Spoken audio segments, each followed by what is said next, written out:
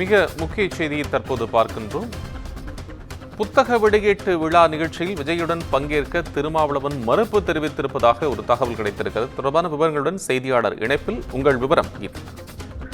வணக்கம். வருகின்ற டிசம்பர் 6ஆம் தேதி அம்பேத்கர் எல்லோருக்குமான தலைவர் என்கின்ற புத்தக வெளியீட்டு நிகழ்ச்சி ஒரு பதிப்பகம் சார்பிலும் விடுதலை சிறுத்தைகள் கட்சியின் பொதுச் செயலாளருமாக துணை பொதுச் செயலாளர் இருக்கக்கூடிய ஆதவ் அர்ஜுனா சார்பிலும் நடத்தப்பட இருக்கின்றது. இதில் தற்பொழுது புதிதாக கட்சி தொடங்கியுள்ள தமிழக வெற்றி கழக தலைவர் நடிகருமான விஜயும், அதே போல விடுதலை சிறுத்தைகள் கட்சியின் தலைவர் திருமாவளவனும் இணைந்து அந்த புத்தக வெளியீட்டு நிகழ்ச்சியில் பங்கேற்பார்கள் என்று செய்தி வெளியானது. குறிப்பாக திருமாவளவன் புத்தகத்தை வெளியிட விஜய் பெற்றுக் கொள்வார் என்று தெரிவிக்கப்பட்டிருந்தது.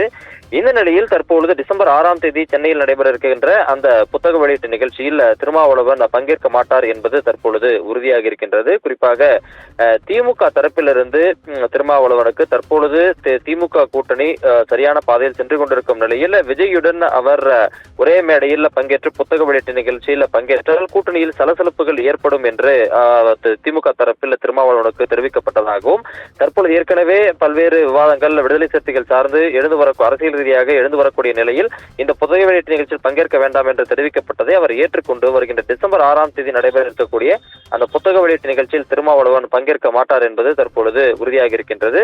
எனவே தமிழக வெற்றி கழக தலைவர் விஜய் மட்டும் அந்த புத்தக வெளியீட்டு நிகழ்ச்சியில் பங்கேற்பார் என்றும் தற்பொழுது தகவல்கள் வெளியாகி இருக்கின்றன. உங்கள் விவரங்களுக்கு நன்றி.